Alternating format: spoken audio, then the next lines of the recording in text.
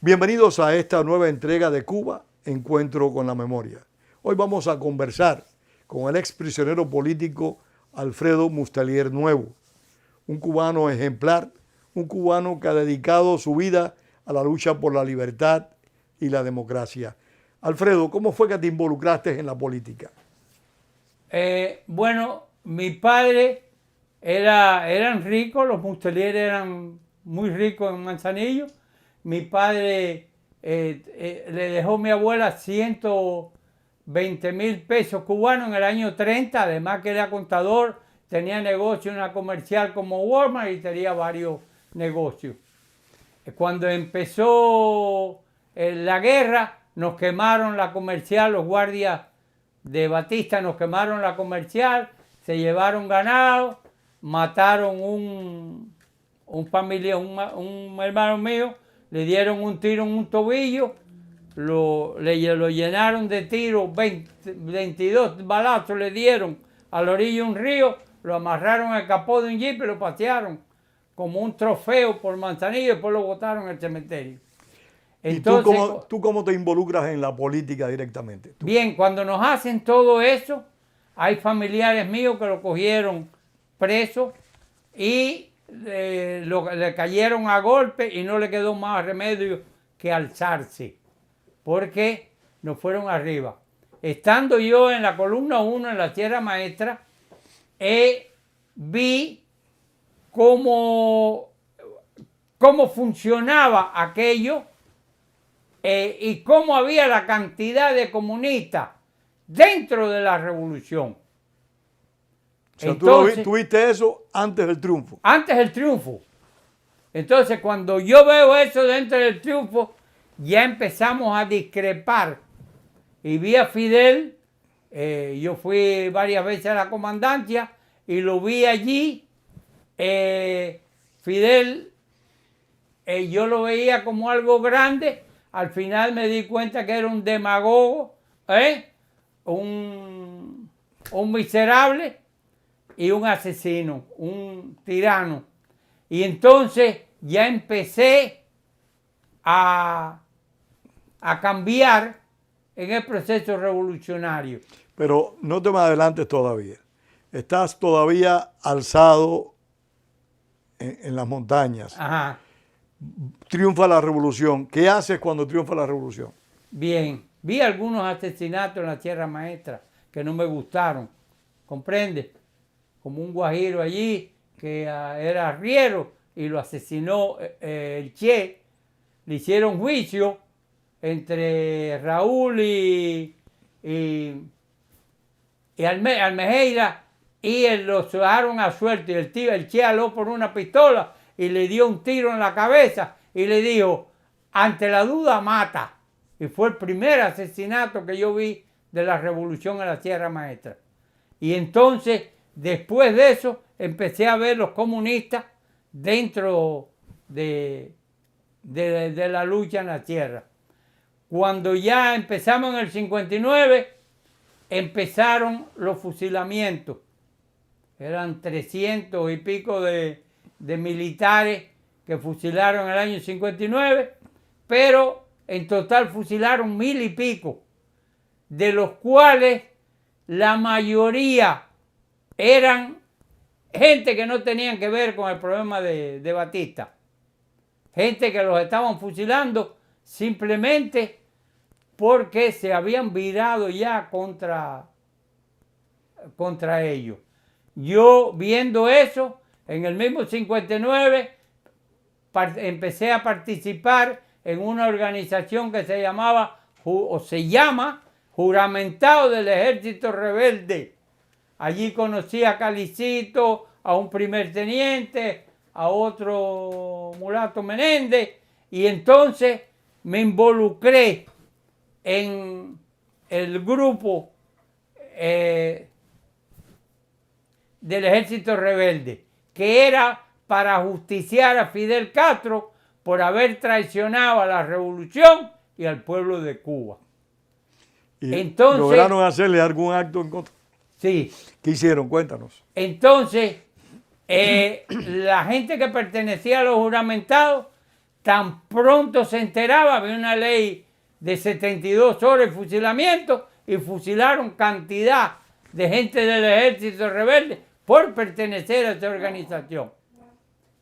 Participábamos en células, ¿comprende?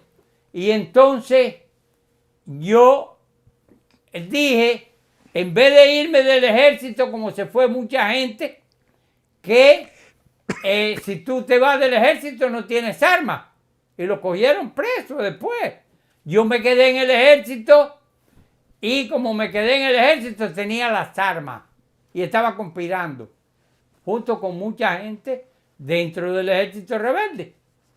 Y entonces, como estaba en esa conspiración, empecé a estudiar, por ejemplo, artillería y era jefe de una unidad militar que tiraba los 21 cañonazos en la plaza. Me sacaron de la plaza porque corrí un poquito los cañones para adelante para poder coger la tribuna y de ahí me sacaron y me mandaron para San José de Lalá. Entonces, cuéntanos un poquito más de eso. Corriste los cañones. 100 milímetros antiaéreos, la batería costaba $1.000.000 diarios, era electrónica, cada cañón costaba 120,000 pesos y había solo 6 baterías en Cuba. Y yo era jefe. ¿Y dónde estaban situadas esas baterías? La mía estaba situada dentro de la cabaña. Dentro de la cabaña. ¿Y tú la corriste para poder disparar contra la tribuna? Cuando yo tiraba los 21 cañonazos en la plaza, pero nos ponían un poquito atrás de... En la plaza de la cabaña. En la plaza de la Revolución. ¿Qué día tirabas esos 21 cañonazos ahí? El día 1 de enero, día 26 de julio, esos días... O sea, los días feriados del castrismo. Días feriados del castrismo. Tú tirabas esos 21 cañonazos. Tiraba los 21 cañonazos allí como celebración. Entonces yo quería correr los cañones para adelante, donde podía tener la tribuna a la derecha. Para disparar a la tribuna. Claro, con un cañonazo a la tribuna se acabó el viejo loco Fidel Castro y toda su trapalería. ¿Y descubrieron eso? No, cuando yo lo dije, yo lo planteé, ahí mismo me sacaron y metieron la batería para San José de Lalá, bien lejos. O sea, sacaron las baterías de La Habana.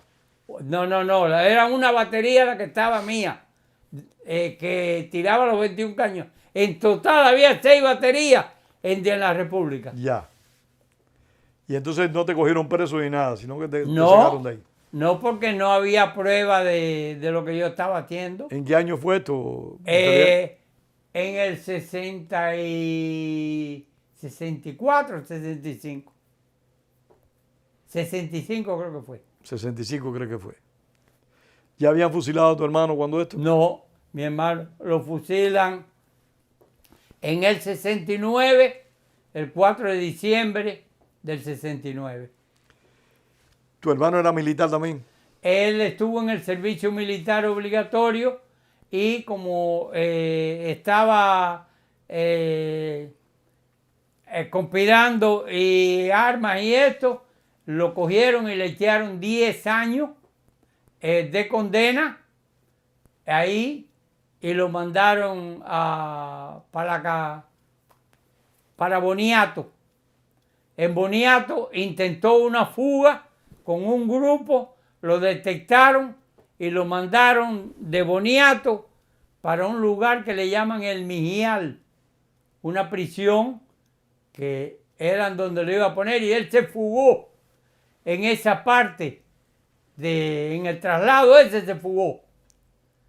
Y estuvo 3 años y medio fugado, y él fue el que me enseñó todas las técnicas de fuga, cómo era la fuga, cómo lo iban a hacer en Boniato, cómo él se fugó y cómo utilizaron todo eso, que para mí fue una tremenda enseñanza de cómo eran las fugas en la prisión.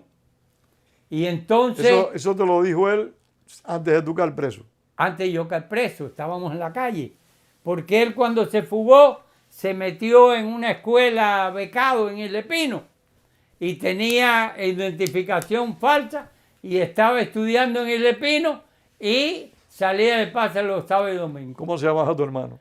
Alfredo Alberto Mustelier Nuevo. ¿Y por qué lo fusilan a él? Bueno, lo fusila porque a nosotros él estaba con armas y con todo que estábamos conspirando, y entonces tomamos la guarnición de la presa El Mosquito, en el río Mosquito.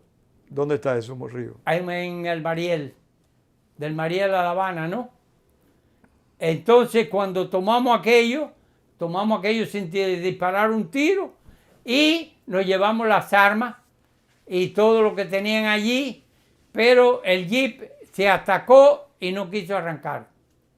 Entonces había el río, pero había un campamento de guardia frontera con 100 y pico guardias frontera, y cuando ya ellos detectaron que habíamos tomado la guarnición aquella, ¿qué lo que hicieron? Metieron 100 y pico guardias frontera por la parte alta del río, y detrás de nosotros 4 jeeps de seguridad del Estado. Ellos pensaron, los guardias frontera, que nosotros éramos los que estábamos abajo, y le dispararon a la seguridad del Estado.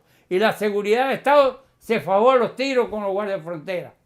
Por supuesto, mataron al coronel Pacheco, que era jefe de los guardias frontera, junto con otros cuantos oficiales, y mataron unos cuantas gente de seguridad del Estado. Entre ellos mismos, fuego amigo entre ellos. Fuego, aquello fue horrible. Entonces hirieron al jefe de seguridad del Estado, el Mariel, lo dejaron herido con dos tiros, y ahí se formó el tiroteo.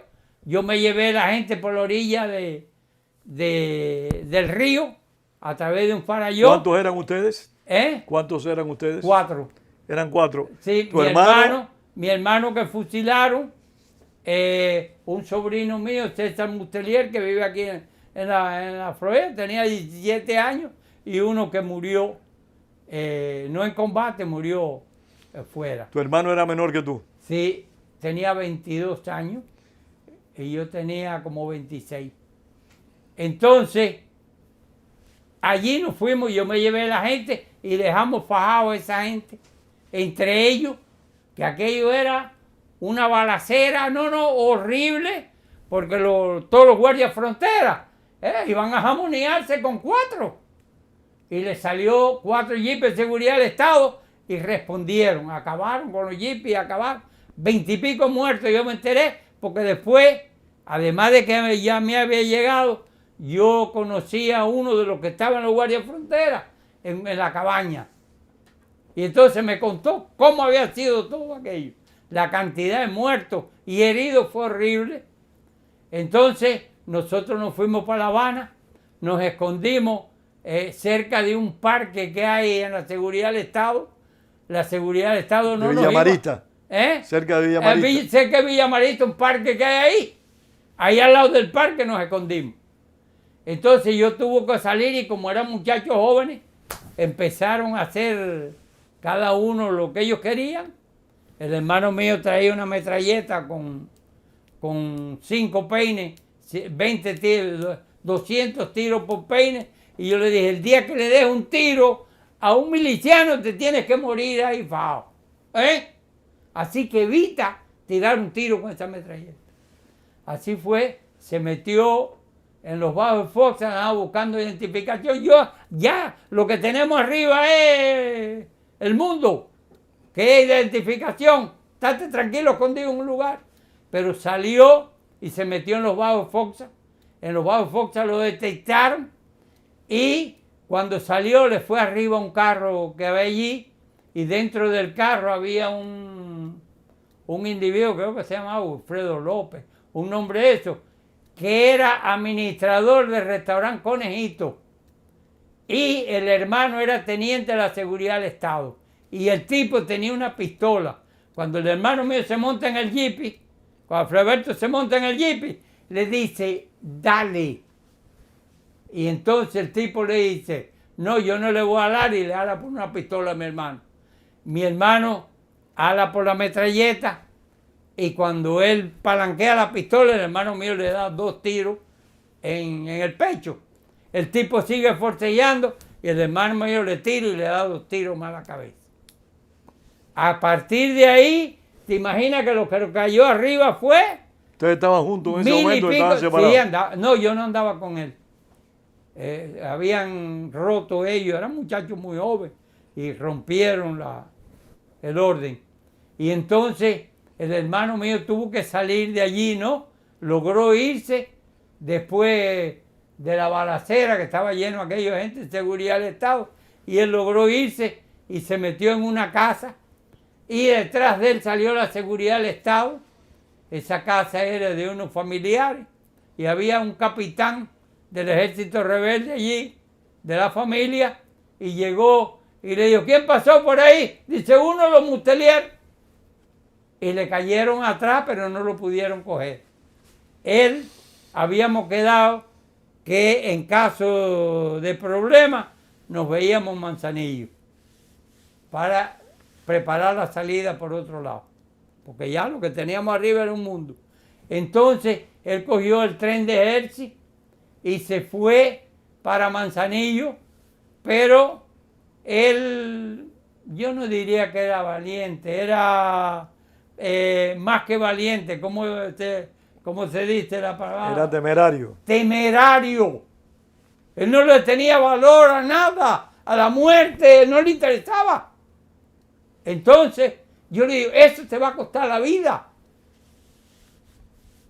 ¿Por qué? Porque aquí hay que pensar y actuar, no así como tú lo haces. Y precisamente se montó en el tren de Hershey, la seguridad del Estado lo cogió allí, ¿comprende? En el tren de Hershey. Y ahí cayó preso. Él fue el primero que cayó preso. Después cayeron los otros 2 que andaban conmigo. Y después ellos detectaron en una persona que yo fui a su casa y esa persona comentó delante de un primer teniente familiar de ella que yo había pasado por allí y para dónde iba. Y a partir de allí lo que me cayó fue como 3 carros de seguridad. Yo había dado a través de un amigo mío de inteligencia y otro que estaba ahí, me enseñó un poco de contrainteligencia. Y yo sabía chequeo y contrachequeo y empecé a chequearme y contrachequearme. Pero qué va, lo que traía de seguridad atrás de mí, estuvimos 6 horas por lo menos rodando y ya cuando yo llegué que vi que me iban a coger al lado del teatro Acapulco ese, el cine, ahí había un policía que vivía ahí y yo conocía y digo, bueno, si me cogen aquí, en casa de un policía, no voy a coger en casa de un contrarrevolucionario para que lo cojan. Y entonces allí me cogieron delante de... Pues allí podía haber casi 100 personas. ¿En qué año te cogieron preso? Me cogieron en octubre del 69. Ya tu hermano estaba preso en ese momento. Ya él estaba preso y ya lo habían cogido en esto. ¿Y estuvieron presos juntos ustedes 2? No, él lo tuvieron en la seguridad del Estado hasta el día de juicio. Nos llevaron a juicio y en el juicio... ¿Fueron a juicio juntos ustedes? Fuimos a juicio juntos Háblanos del juicio. Con muchas más personas. Empezando, que el presidente del tribunal le decían cara de crimen, pues tenía la cara así picada y había fusilado montones de gente. Entonces me llevó a la oficina y me dijo, tú sabes que a tu sobrino, a tu hermanito y a ti lo vamos a fusilar. Y yo le dije, mira, yo sé que me van a fusilar, pero yo quiero que tú tengas el mismo valor que tengo yo de enfrentar el fusilamiento el día que te toque a ti por todos los crímenes, los asesinatos y abusos que has cometido con el ejército rebelde, con toda la población, cobarde, miserable. Y ahí mismo me cogió del brazo y me sacó de la oficina donde estaba. Y yo ya estaba completamente decidido que me iban a fusilar. Hicieron el juicio, a las 8 de la mañana empezó el juicio en la cabaña, y cuando empezó el juicio en la cabaña, empezaron a hacernos preguntas, ¿no? La primera pregunta, ¿por qué usted nunca quiso pertenecer al partido? Por la misma razón que me ve aquí. ¿Comprende? Y porque Fidel traicionó la revolución y traicionó al pueblo de Cuba con el comunismo. Bueno, ya empezamos por esa zona, empezaron esto, y el hermano mío, llegó la gente de Raúl Castro, que tienen unas pistolas de cuero, una cartuchera de cuero.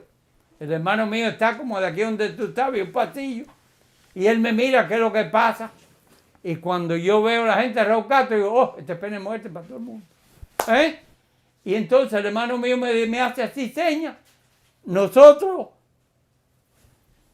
teníamos una afinidad tan grande que éramos dos en uno. Y cuando nos miramos, él me dice, ¿qué pasa? Y yo me bajo la cara así por la mano y le hago así en el cuello y un pene muerte. ¿Y qué tú crees que me hace? Me levanta los brazos y ya, cágate en eso. ¿Te digo tu hermano? Sí, para que tú veas el valor que tenía. ¿Qué coraje tenía ese hombre? No. Yo le decía que tenía un par de valores que no le cabían en el cuerpo. A él lo fusilan en la cabaña. A él lo fusilan en la cabaña. ¿Tú estabas allí cuando Yo lo fusilaron? estoy allí en la cabaña. Nárranos, yo sé que esto es doloroso, pero nárranos esa experiencia que es única. Entonces, cuando llegamos a la cabaña después del juicio, ¿no? Él se despidió de la familia allí, de mi padre, mi madre, toda esa gente se despidió. Permiso un momento, Alfredo. Ajá. Este es el hermano de Mustelier que fue fusilado, que fue ejecutado en la cabaña. ¿Recuerdas el día que lo mataron? 4 de diciembre del 69.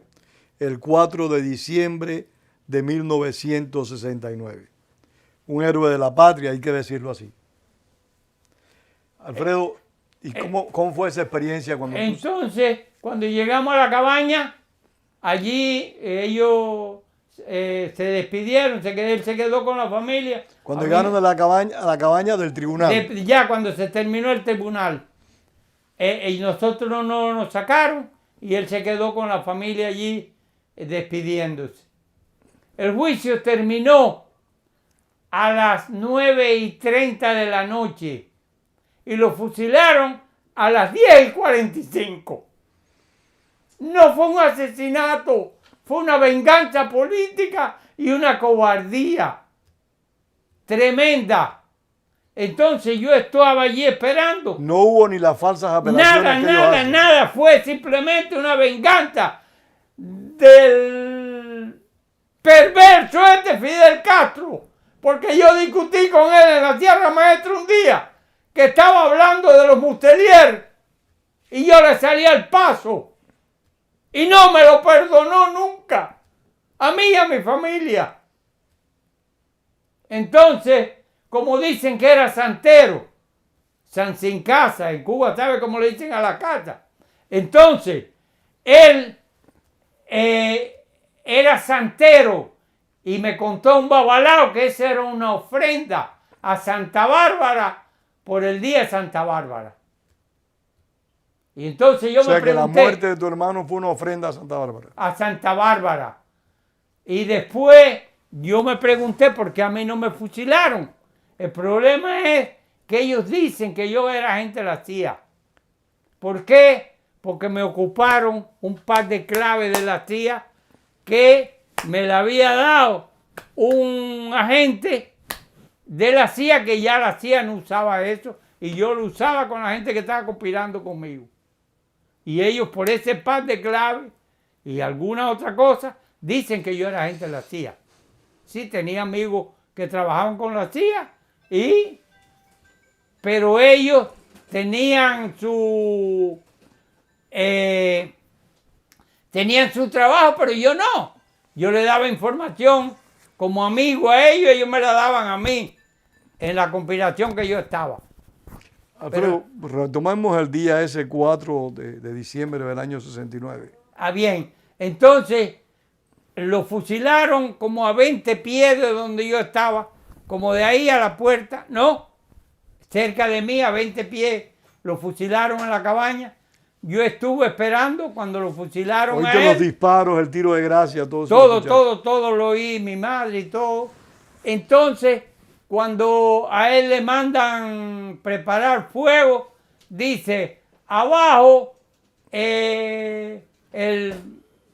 abajo el tirano Fidel Castro, abajo el comunismo, viva Cristo Rey y Cristo me entrego a ti. Yo te lo estaba oyendo ahí.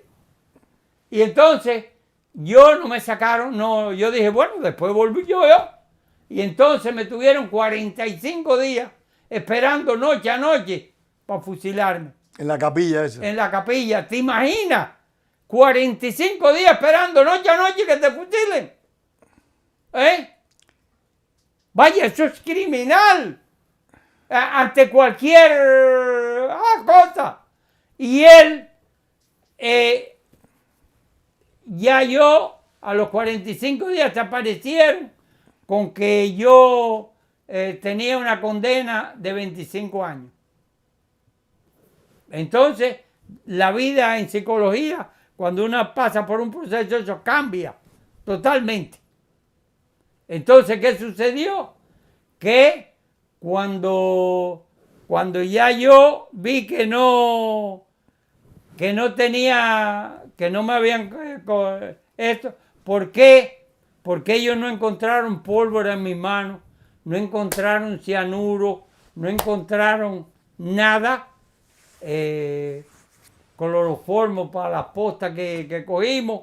Entonces, no encontraron nada de eso y enseñé a mi hermano a borrártelo de la mano. Y él, 22 años, dice, ese eres tú, yo no voy a hacer eso. Y entonces le salieron todas las pruebas, como había disparado y todo. A mí no me encontraron nada. No había prueba de que yo hubiera disparado. No había prueba, nada de eso. Y entonces me echaron 25 años, que como tú sabes es la condena máxima que se le echa a alguien cuando no se condena a pena de muerte. Porque es una condena abierta. Que si aparece algo de esa investigación, te fusila. Como yo vi mucha gente, Alfredo, que fusilaron en la cabaña y una noche solamente oí 9 fusilados. 9 fusilados.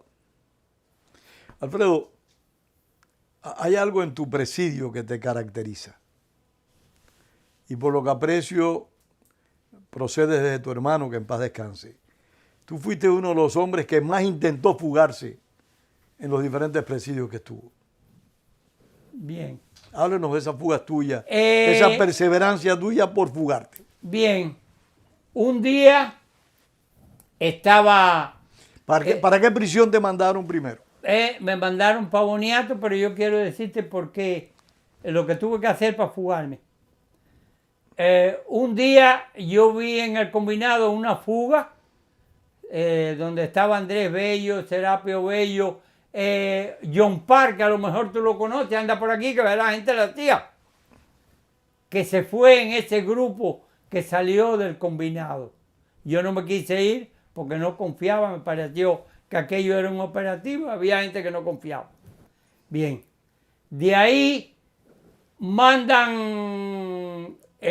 unos personajes de aquí a hablar con Fidel y Fidel los utiliza para sacar 3.500 presos político en el 59, en el 79. 79. Entonces, a nosotros que habíamos firmado una Ya carta. llevabas 10 años preso cuando eso. ¿Eh? Ya llevabas 10 años preso cuando eso. Ajá. Que habían firmado una carta donde nosotros no aceptábamos que nos desterraran con personajes de aquí, utilizando a personajes del exilio para vaciar las prisiones. Que nosotros no éramos medio de cambio porque éramos plantados. En rebeldía, habían plantado para que nos utilizaran en tipo de cambio. Esa carta la firmaron en el combinado. En el combinado, 100 y pico presos plantados. Y esos presos plantados nos mandaron para la prisión de Algunos de Boniato. esos presos ya llevaban 20 años tras Sí, la reja. había gente que llevaban 20 años. Yo puedo nombrar muchos. Sí, como que no. Entonces, me mandan para Boniato, ya yo con la experiencia de mi hermano Alfredo Alberto, en paz descanse, con la experiencia de otra gente, ¿comprende? Y empecé a estudiar allí cómo fugarme, porque ya me habían dicho que yo allí tenía que morirme. Y yo, un oficial de la seguridad, un ex oficial de la seguridad del Estado, yo le pregunté qué cosa es peligrosidad aquí para la seguridad del Estado. Un tipo que es militar, que puede hacer una acción militar, que tiene capacidad cultural y política para dirigirse a una masa y llevar a la masa una acción. Esa es peligrosidad. Digo, coño, entonces yo tengo máxima peligrosidad, según un documento que yo pude sustraerle a un expediente en una entrevista. Entonces, ya yo sabiendo eso, dije, bueno, hecho por Cuba todo lo que podía. Primero tengo que tener mi libertad y después la de Cuba. Y a partir de eso empecé a averiguar en Boniato quiénes se habían fugado. Además de lo que yo más o menos sabía. Y allí conocí a Maqueca, Osvaldo Figueroa Galvez, que se había fugado. Conocí a Adolfo Vidal Boni, que se había fugado 3 veces de Boniato, pero como vivía en Santiago y no sabía navegar, lo habían cogido las 3 veces. Empecé a informarme de eso, ¿no? Y empecé a preparar mi fuga. De Boniato. De Boniato. Ya conociendo toda la información que yo tenía, y como yo fui militar, primero se hace el trabajo y después se hace la acción. Entonces, ¿qué es lo que hice? Me documenté, me preparé, porque mucha gente cree que una fuga es ser valiente, ser temerario, y no, hay que ser muy observador, hay que tener hay que planearlo capacidad bien. militar para fugarse. Observar los guardias que se duermen en la posta, el otro que oye rayos, el otro que está lloviendo y se protege de la lluvia, el otro que está observando algo. Todo eso hay que estudiarlo. ¿Por qué? Porque la fuga es una operación militar. Y lograste salir de Entonces de me preparé bien. Cuando me preparé, ya yo sabía que me iba. Empecé, siempre que he hecho las cosas sola, he triunfado. Cada vez que me he metido con grupos de gente, o he ganado o he perdido, porque los cubanos tenemos una característica. Tú puedes reunir los cubanos, pero es difícil ponerlos de acuerdo. Es una característica nuestra. Entonces, yo creo dije, que eso no es potestad solo de los cubanos. Yo creo que eso es un problema que tenemos todos los seres humanos, que bueno, discrepamos los seres mucho, humanos disentimos mucho. Sí, bien. Quizás los cubanos exageramos un poquito. Ajá. Entonces hay que oír a Maricela Vélez. Entonces, Sí, señor. Cuando yo veo eso, empiezo a preparar mi fuga solo. Y cuando preparo mi fuga solo, hay Adolfo Vidal Boni, que se había fugado 3 veces. ¿Qué hace Adolfo? Que él me dice, oye, está preparando fuga, llévame ahí. yo no le podía decir que no. En primera me iba a ponerse bravo y yo no sé qué iba a hacer. Le dije, ok. Después que le dije, ok, empezamos a preparar la fuga, las condiciones que nos íbamos. La experiencia de él es una cátedra. Entonces empezamos a preparar ahí. El día que ya nos habíamos decidido, porque ya aquello estaba, mucha gente se había enterado que ya estábamos preparados para la fuga y aquello era tremendo, había muchos militares ya muy viejos de Batista, que aquello era terrible. Entonces, preparamos la fuga, yo piqué los barretes con una cegueta high speed que yo tenía, que para mí era mi salvación. ¿Cómo podías encubrir esa cegueta? Que era una cegueta bueno, muy buena, dicho sea de eso paso. me pregunto yo. ¿Cómo las podías encubrir de las requisas? En ningún lado, porque nos requisaban todo. Y yo tenía 1000 formas donde buscar para ponerla. Fíjate que cuando nos llevaron para la prisión de Boniatico, yo hablé con un común y le dije, méteme la cegueta esta, en la parte donde hay un baño ahí grande, métemela en una que la rapa con un clavo, méteme la cegueta ahí y tápamela con arena y jabón. Y cuando yo llegué a Boniatico, una prisión completamente cerrada, sí, señor, que nos hicieron para nosotros, cuando abrí, allí estaba mi cegueta. Yo le di gracias a Dios, no sé, a la y ahí Virgen, preparaste otra. Mira la tragedia ahí, que siempre me ha protegido. Entonces, cuando yo vi mi cegueta, dije, esta es la mía. Pero vuelve a la fuga, te capturaron en esa fuga, en ese intento de fuga. Las dos. La primera, yo traté de tirarme allí en Boniato, y cuando traté de tirarme, que iba, le decían el paisa, a Binén, y metió a otro, un anormalón ahí que tenía 12 años de edad mental, y lo metió. Entonces, el paisa metió hacia la fuga. Ajá, lo metió, picamos los barrotes, caímos de noche, porque Boniato tiene un techo que comunica los 5 edificios. Sí. Y nos íbamos a ir de noche por arriba a rastro, por arriba de ese techo que comunican los 5 edificios y bajar adelante donde están los otros edificios, donde está ya el salón de visita, las oficinas y esas cosas, después caer a una cuneta y salir. Entonces, cuando llegamos... Esa cuneta es famosa porque por ahí hubo una fuga grande en una ocasión. sí, ahí hubo una cantidad de fugas. Entonces... Y gente que llegaron a Estados Unidos. Ajá, yo me averigüé con mucho. Entonces, Entonces... yo recuerdo a Juan Sin Miedo. No sé si recuerdas a Juan, le decíamos Juan Sin Miedo porque era un hombre también muy valiente. Fue uno de los pocos que llegó aquí a Estados Unidos al fugarse de Boniato.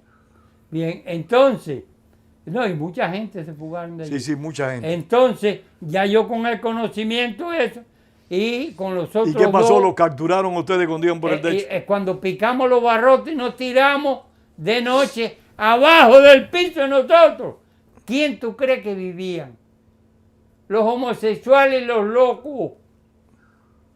Y entonces, inclusive un loco de eso me lo encontré aquí en Paravenir, que lo deportaron de Cuba para acá, ¿no? Lo botaron y ahí lo vi el pobre al loco.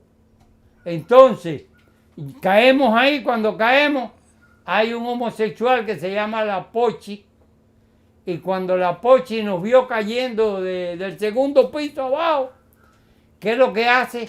La Pochi era el homosexual que tenía sexo con Nualdo Pérez, jefe de orden interior, y que utilizaba algunos homosexuales y alguna gente para vender marihuana en la prisión. El jefe del orden interior. El jefe del orden interior, ¿Cómo se llamaba, Nualdo Pérez. ¿cómo se llamaba ese canalla? Nualdo Pérez, gracias a Dios, se murió. Se murió aquí, creo que tenía... Aldo Pérez murió hace unos días, sí. Aldo murió hace unos días. No Aldo. Hace unos días que murió. ¿Él? Sí. ¿Tú sabías? Porque yo no... Sí, murió hace unos días. Entonces, creo que tenía diabetes y cosas.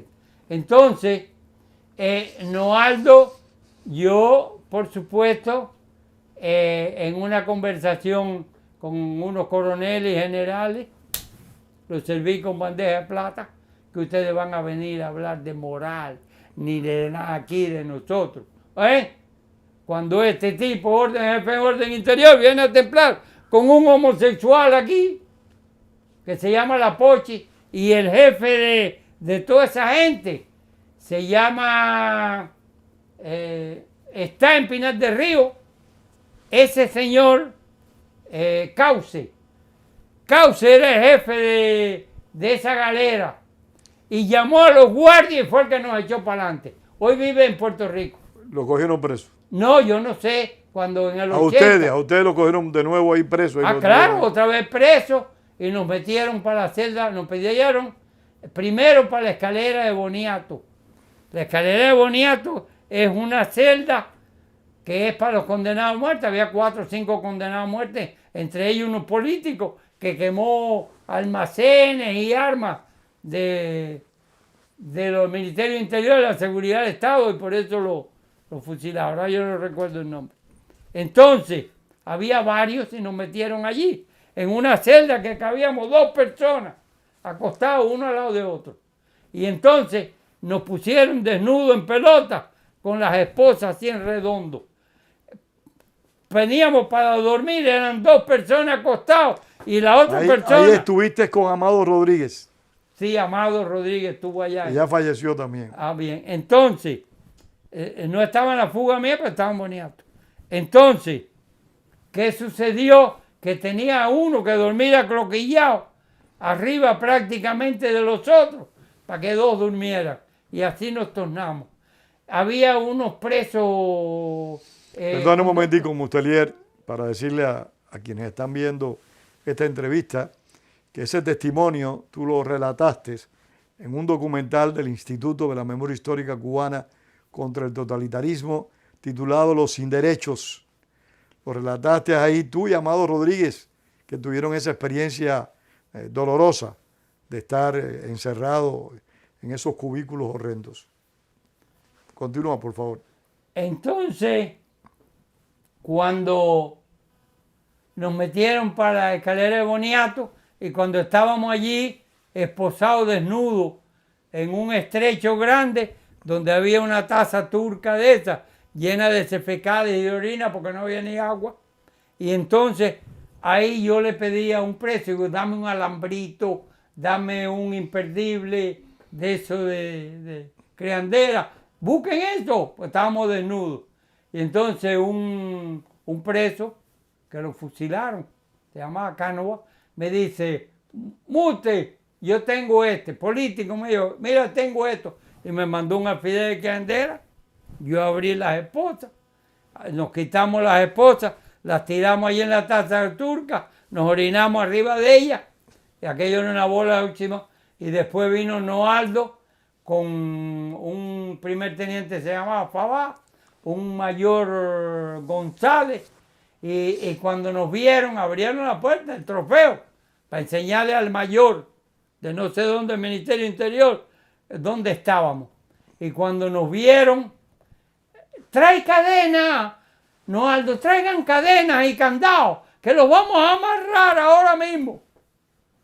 Entonces le dijimos, no nos puedes poner cadena porque no te lo vamos a permitir.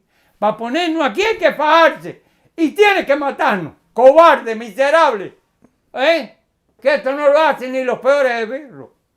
Entonces el mayor ese intervino, se fueron y entonces vinieron con ropa, nos dieron ropa y limpiaron. Abajo de aquello, para salir de allí, había como 1 pie y pico profundidad de la celda de castigo, de esa celda de la escalera de Boniato.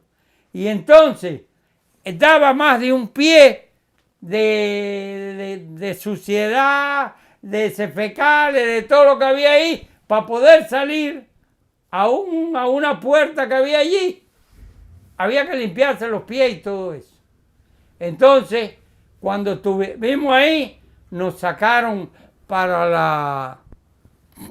la celda de castigo que estaban ya en los edificios. Ahí hicieron dentro de una celda. Hicieron una jaula de pulgadas de cabillas de 2 pulgadas. Era una jaula dentro de una celda. Y ahí nos metieron en el tiempo. Y era para dormir, era una cama de concreto y todo tapiado atrás y adelante. Y ahí estuvimos meses y meses y meses, inclusive en las peores condiciones humanas, en calzoncillos, donde no podíamos hacer nada porque la humedad, el frío, a veces conseguíamos periódicos y cuando nos poníamos los periódicos venían los guardias, hacían una requisa y se llevaban los periódicos. Ahí teníamos que soportar frío, de todo. Hoy tengo asma, tengo una cicatriz en el pulmón izquierdo, tengo bronquiectasia, que es una flema, y el pulmón derecho no funciona por esas celdas de castigo en que estuvimos ahí. Mustelier, esa fue tu primera fuga, el resultado de tu primera fuga. Ajá. ¿Cómo fue la segunda fuga y de dónde? La segunda fuga, ya yo, con la experiencia que había tenido de montar a alguien en la fuga, cuando Dijiste, yo siempre, me voy solo. ¿eh? Dijiste, me voy solo esta Me vez. voy solo, que cada vez que yo he hecho algo solo, lo planifico militarmente y triunfo.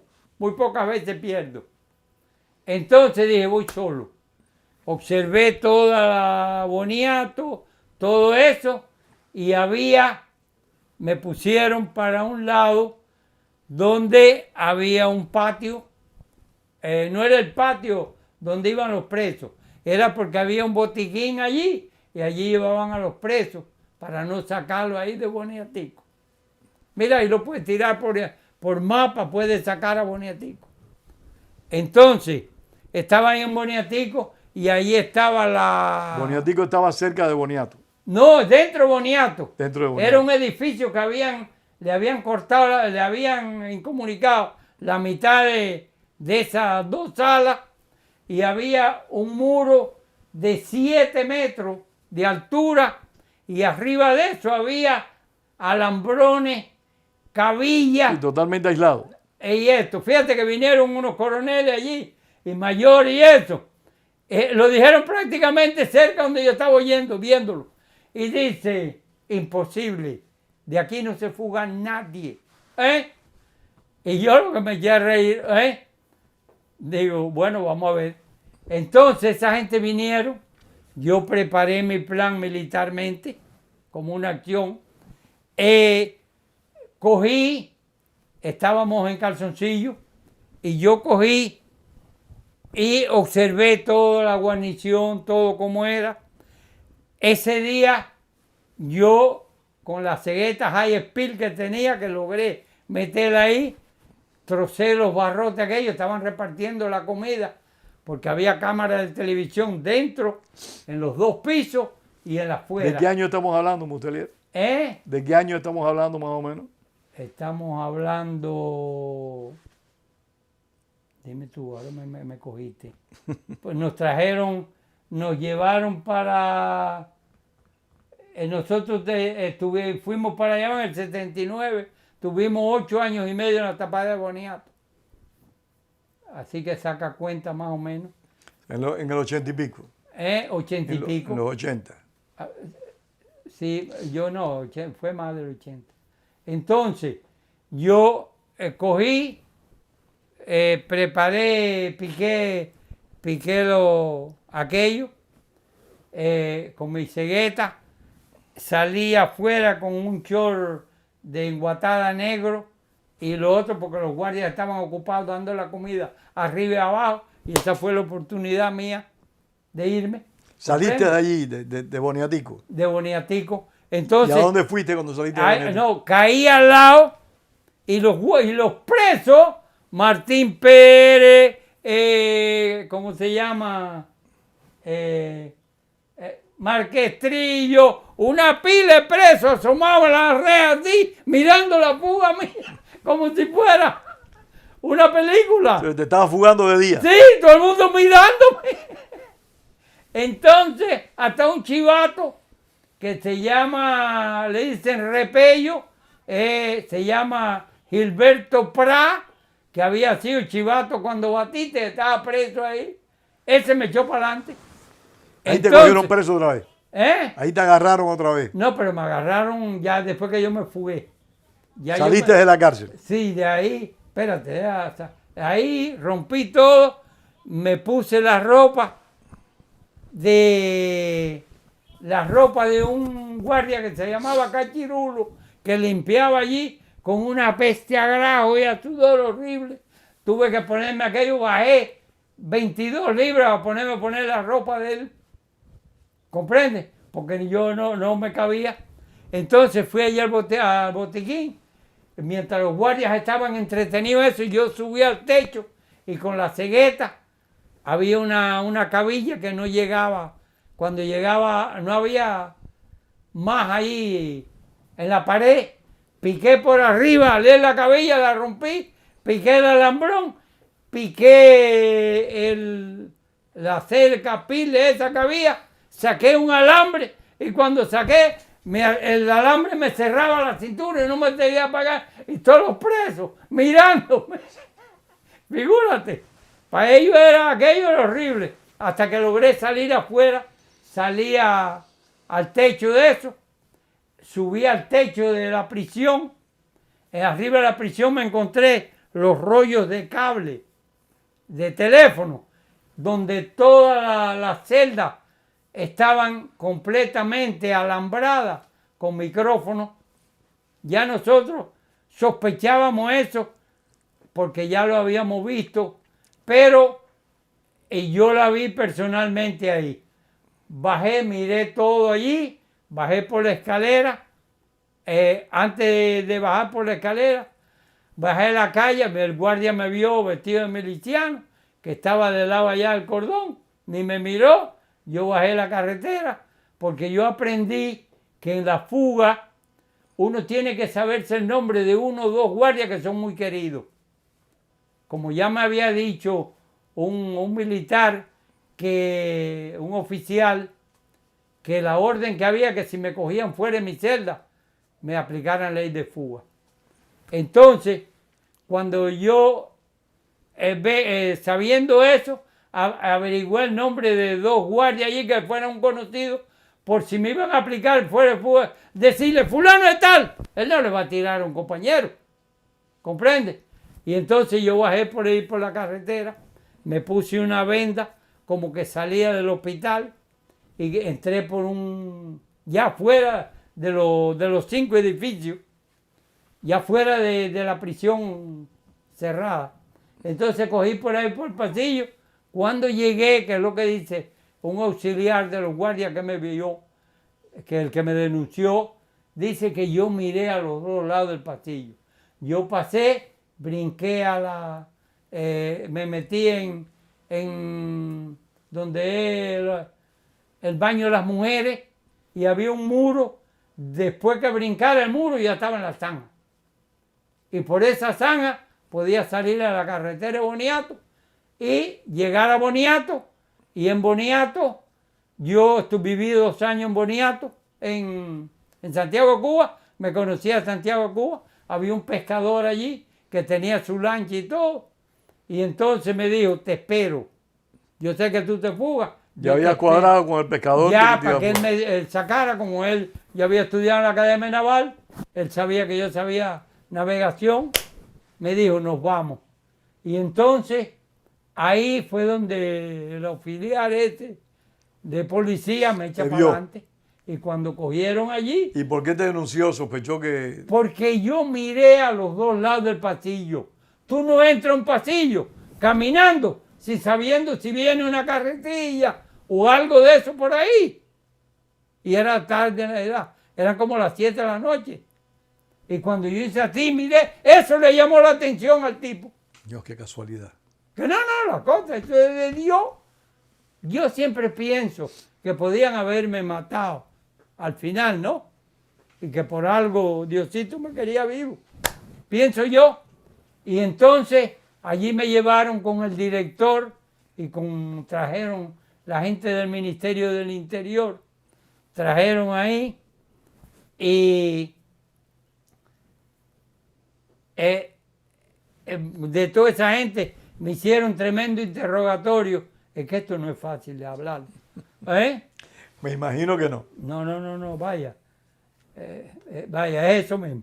¿Qué estás pensando? Entonces, llegaron allí, me llevaron para allí con el director de la prisión, con una pila de oficiales que habían venido del ministerio de allí de cárcel y prisiones, el Ministerio de Interior, Seguridad de Estado. ¡Oh! Se llenó la oficina aquella gente.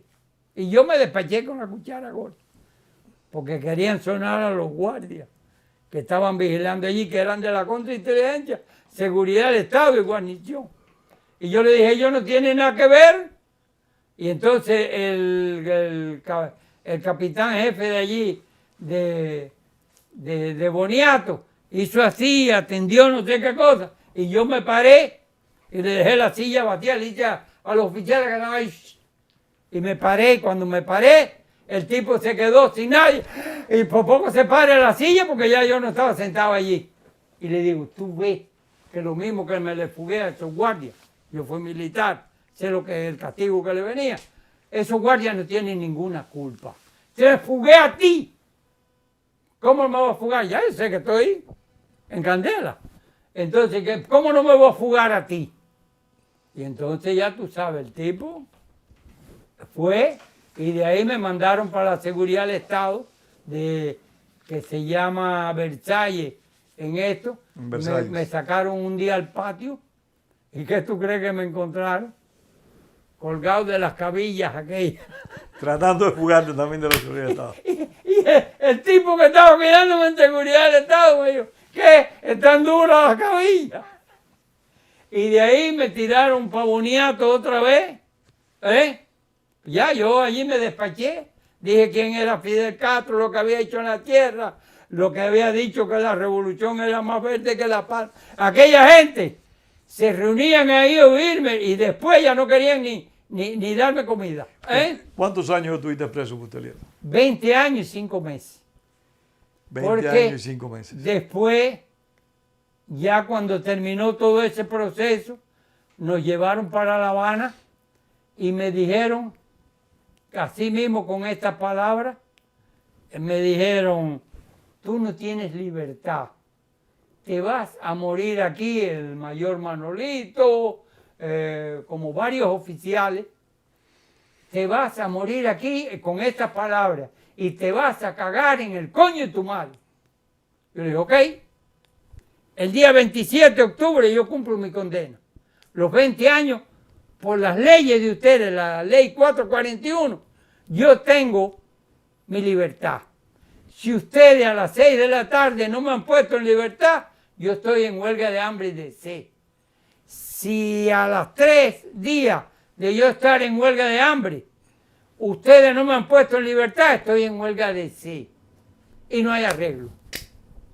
Entonces se escandalizó el mundo, gracias a Valladares, al presidente Bush, que me había, el 20 de mayo del año 88, me declaró héroe, que eso es un privilegio que creo que no lo merezco. Entonces, Valladares se mandó, Armando mi Valladares, hermano, mi compañero de prisión, se mandó por el mundo entero 100 y pico de congresistas norteamericanos pidieron mi libertad. Lo pidió Pérez de Cuellar, secretario de las Naciones Unidas. Lo pidieron 16 presidentes de América Latina. Lo pidieron Margaret Thatcher. Lo pidió Helmut Kohl de Alemania. Mitterrand de Francia.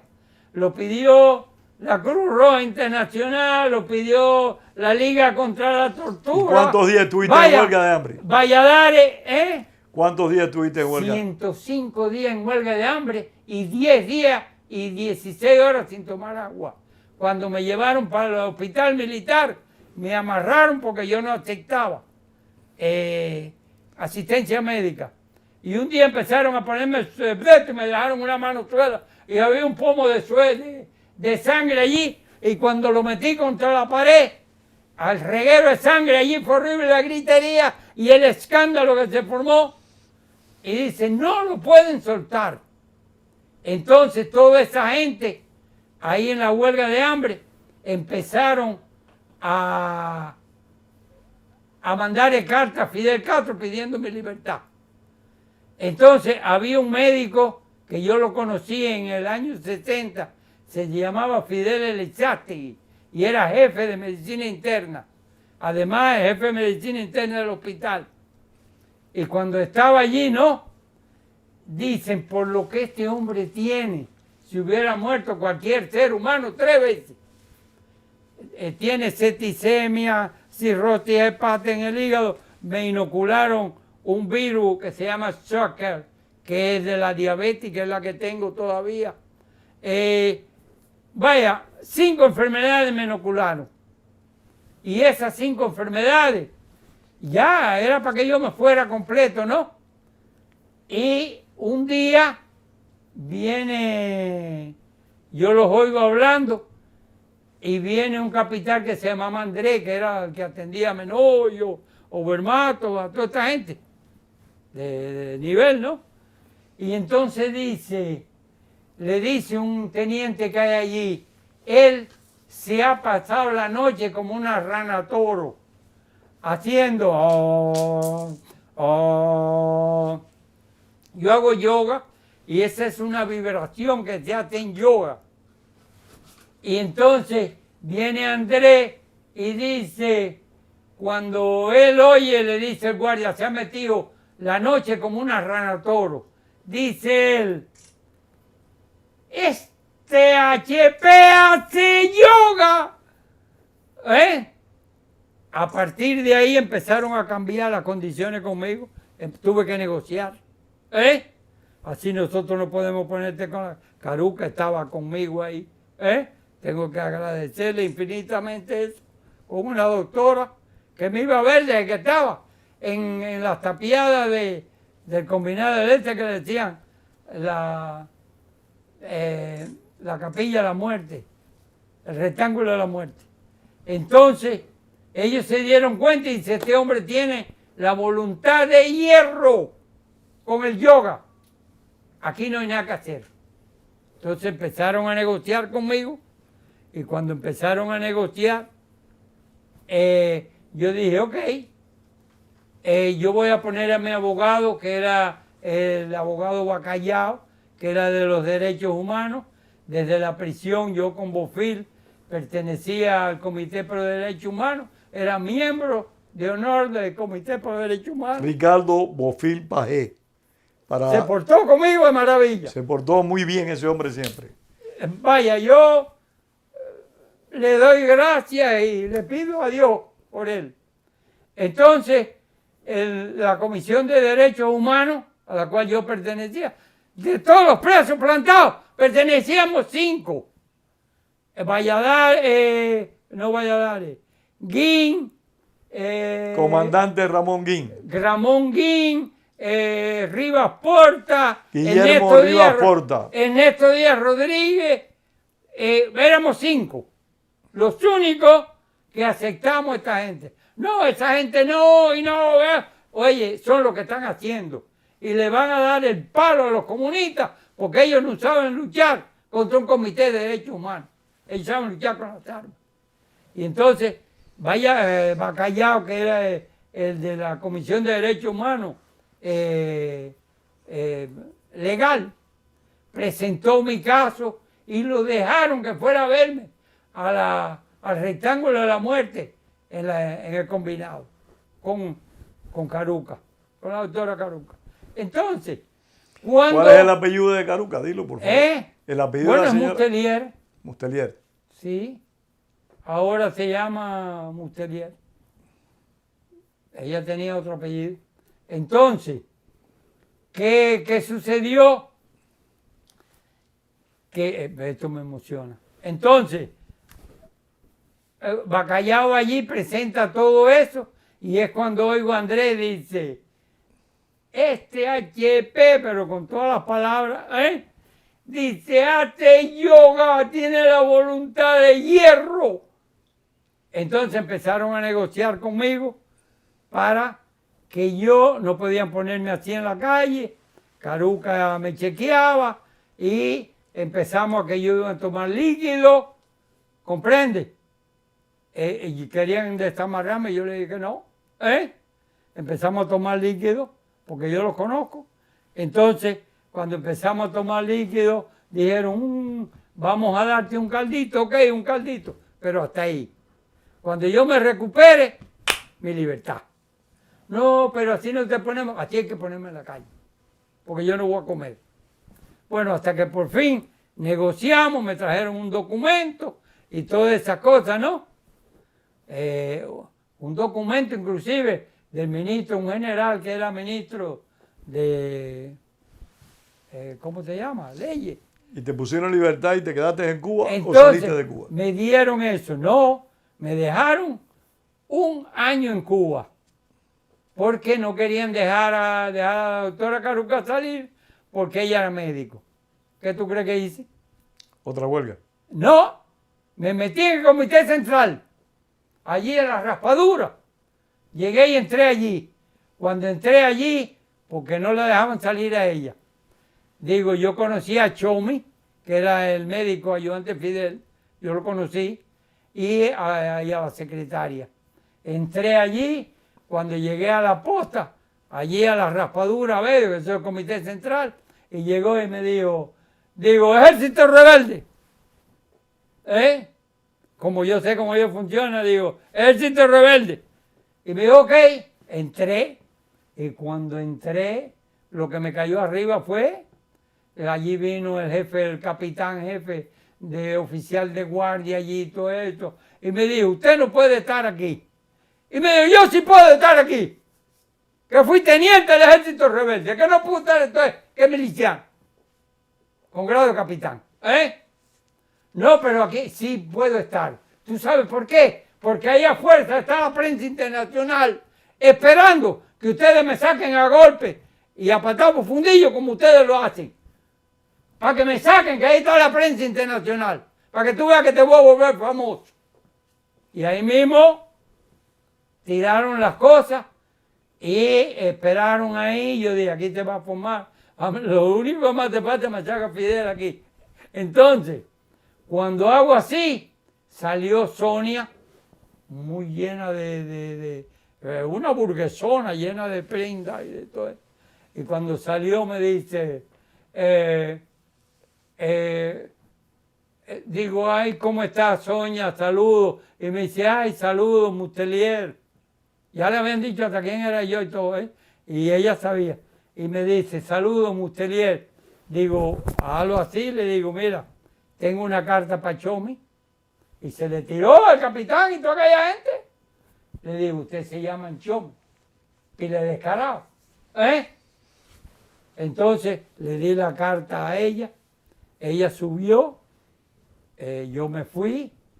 Salí. Lo que salió atrás de mí fue huye vigilándome y buscando a ver si de verdad estaba la prensa. Sí estaba, pero en un lugar estratégico. Entonces, de ahí fui a la casa. Y cuando llegué a la casa, vino a los 2 días, no, como a la semana, vino un tipo, un oficial de Raúl Castro, con la ropa esa gabardina y la pistola de cuero crudo. Y me dijo, mire, yo traigo la orden de que ya su esposa tiene el permiso para viajar fuera de Cuba. Digo, usted sabe que ese cuento que usted sabe, cuántas miles de veces yo lo he oído en la prisión. Venir un tipo a hablar de boca y después desaparecen al tipo y dicen, ¿quién lo dijo? Tráigame la tarjeta blanca. Y entonces hablamos serio. Entonces cuando vino con la tarjeta blanca. Se fue y me trajo la tarjeta blanca. Mire, aquí está la tarjeta blanca. De ahí tuve que hacer horror en la calle para poder salir porque tenía... Esos son los trámites que los a todos les trámites toca. y todo esto. Alfredo, que Sarmiento. Te agradezco mucho el tiempo que nos has dedicado y quiero terminar con una pregunta. ¿Estás orgulloso de todo lo que has hecho? Lo volvería a hacer. Si nacería, volvería a recoger el mismo camino, menos cometer los mismos errores. Gracias por todo.